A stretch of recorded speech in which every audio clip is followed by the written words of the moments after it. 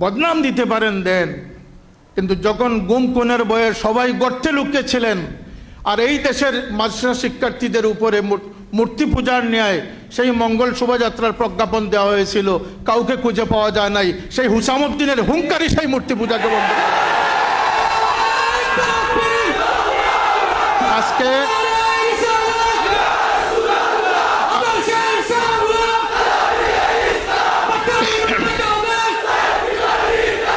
আজকে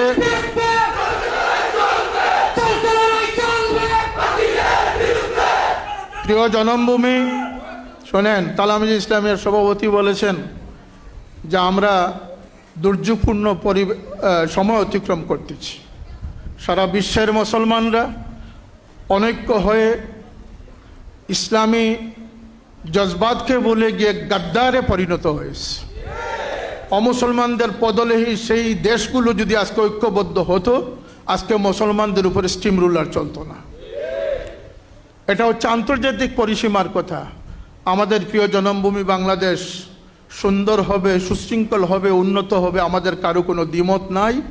দেশের জন্য আমরা অকাতরে প্রাণ বিলিয়ে দিতেও প্রস্তুত আছি।